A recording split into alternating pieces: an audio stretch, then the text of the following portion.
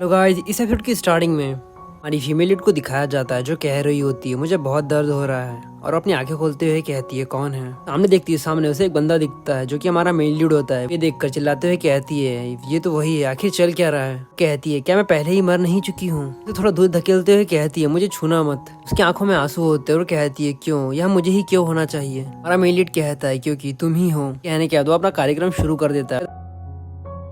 हमें अगले दिन सुबह का समय दिखाया जाता है। हमारा मेल लीड कहता है तुम अभी भागने की कोशिश कर रही हो। मेल लीड कहती है नहीं, बिल्कुल नहीं। हमारा मेल लीड उसके बालों को सहलाता है, इसके बाद अपनी टी शर्ट पहन लेता है, वहाँ से बिना कुछ कहे चले जाता है। उसके जाने के बाद हमारी फीमेल लीड बिस्तर से उतरती है और आईने के सामने जाकर अपना चेहरा देखती है और कहती है क्या सच में मेरा पुनर्जन्म हुआ है। और ये कहते हुए अपने चेहरे को छूती है और अपने मन में कहती है मैं सच में 7 साल पहले उसी रात को वापस आ गई। शीहान को गुस्सा आया क्योंकि मैंने भागने की कोशिश की थी और उसने मेरे साथ जबरदस्ती की थी। ये सोचते उसके हाथ कांप रहे होते वो कहती है लेकिन मैं समय में वापस आने के बजाय मरना पसंद करूंगी। उसकी वजह से मैंने अपना प्यार खो दिया, अपना रिश्तेदार खो दिया और अपनी गरिमा भी खो दी। मेरा पूरा जीवन बर्बाद हो गया। क्या इसका मतलब ये है कि मुझे एक बार फिर से वो सारी चीजों को अनुभव करना पड़ेगा। वो कहती है नहीं, और वो कहती है मैं कभी भी मूर्खता के कारण जल्दबाजी में काम नहीं करूंगी और दूसरों के साथ छेड़छाड़ नहीं करूंगी। क्योंकि भगवान ने मुझे दोबारा शुरुआत करने का मौका दिया, इसलिए मुझे सब कुछ बदलना होगा। तभी दरवाजा खुलने की आवाज आती है। वहाँ से एक लड़की आती है जो चिल्लाते हुए कहती है हे भगवान, वन वन तुम्हारे साथ क्या हो गया।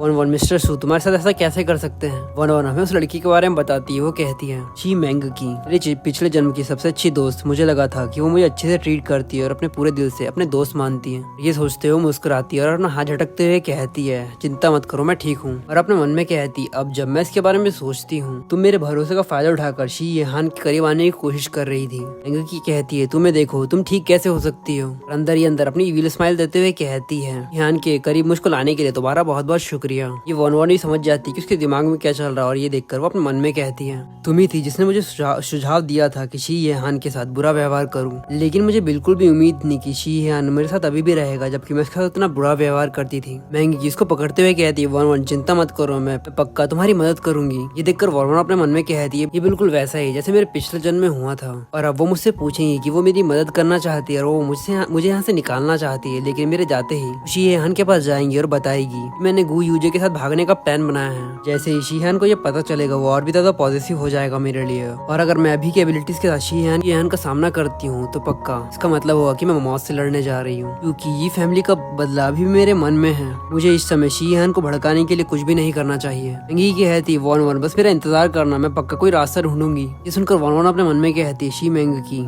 तो सिर्फ मुझे मुसीबत में फंसाने के लिए उकसा रही हो। लगता है जब तक तुम नहीं रुकोगी जब तक मैं तुम्हारी इन बातों में फंस न जाऊँ। तो चलो देखते हैं इस बार कौन हारेगा। इसके बाद हमें 3 दिन बाद का समय दिखाया जाता है। वन वन अपने मन में कहती है जैसा कि मेरे पिछले जन्म में हुआ था। मैंग की पिछले 3 दिन से दिखाई नहीं दी है और ये सोचते हुए स्टेयर से नीचे आ रही होती है।